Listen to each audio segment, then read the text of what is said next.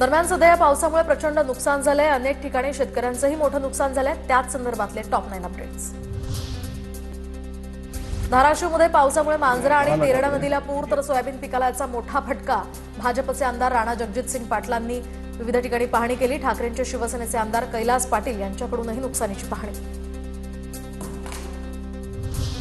बीड जिल्ह्यातील पोत्रा या गावामध्ये पूल पार करताना शेतकरी वाहून गेल्याची घटना। शेतकरी वाहून जातानाचा हा व्हिडिओ व्हायरल। गाळात अडकल्यामुळे शेतकऱ्याचे थोडक्यात प्राण वाचले। नागपुरातील रात्रभर मुसळधार पाऊस झाल्यामुळे मोठं नुकसान। पावसामुळे घोगली परिसरात गुडघाभर पाणी साचलं।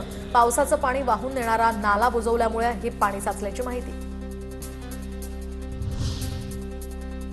नांदेड जिल्ह्यामध्ये कालपासून जोरदार पावसाची हजेरी। अनेक नद्यांना पूर, ओढ्यालाही पूर आल्यामुळे बेरलीमधील नागरिकांचा पुराच्या पाण्यातनं जीवघेणा प्रवास। चिपळूणच्या पेढेमधील वस्त्यांमध्ये पुन्हा चिखलयुक्त पाणी शिरलं। मुसळधार पावसामुळे परशुराम घाटातील भरावाची माती पाण्याच्या प्रवाहातनं थेट नागरी वस्तीत।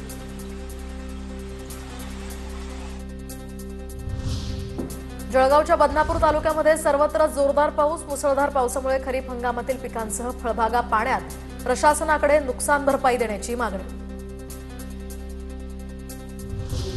लातूर जिल्ह्यातील तवरजा नदीला आलेल्या पुरामुळे शेती पिकांचं अतोनात नुकसान। भाजीपाला, सोयाबीन आणि ऊस ही पिकं पाण्याखाली।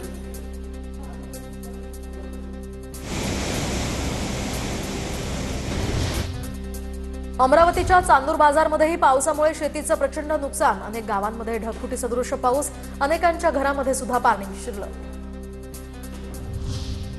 जळगावच्या धरण गावामध्ये मुसळधार पावसामुळे धरणी नाल्याला पूर तर परिसरातील दुकानं आणि घरांमध्येही पाणी शिरलं।